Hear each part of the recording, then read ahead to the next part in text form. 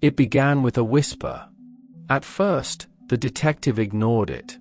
A faint sound in the dead of night, like wind slipping through cracks in the brickwork. But soon, the noises became more distinct, soft footsteps pacing the floor above, though no one lived there. His companion, a doctor and former military man, dismissed it as the creaks of an old building settling into place. But the detective knew better. Their residence had never been a home for the superstitious, yet something unnatural had entered. One evening, as rain lashed against the window panes, the detective sat in his chair, pipe in hand, while the doctor read a newspaper by the fire. Then, 3 slow knocks came from the upstairs room.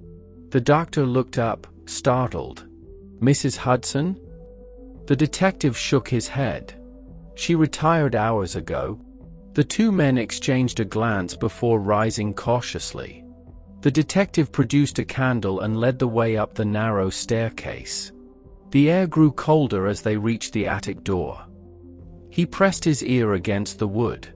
Silence. Then, another knock, directly from the other side.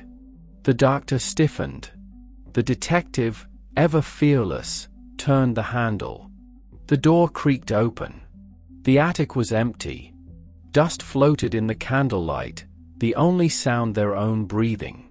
Then the doctor saw it, a single footprint in the dust, forming in real time, as if an invisible presence had stepped forward. A chill ran down his spine.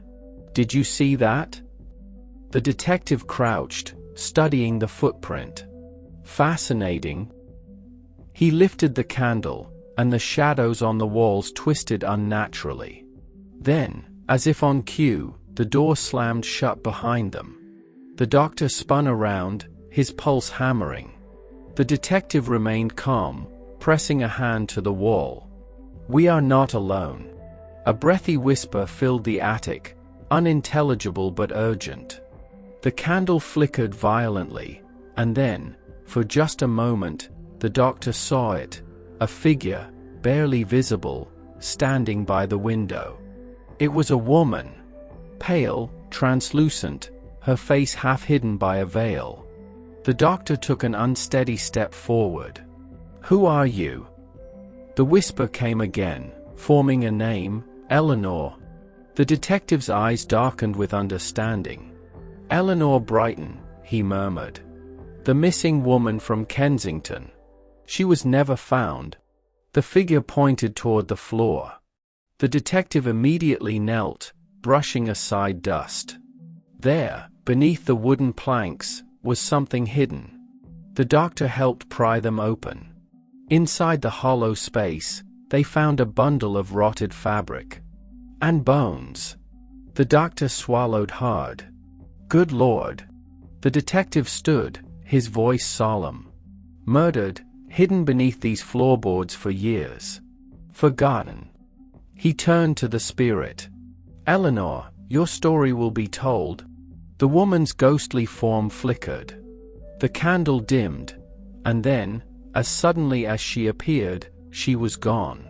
The temperature in the attic returned to normal. The air lost its heaviness. The detective exhaled, stepping away from the bones. "Fetch Scotland Yard. There is a case to close,"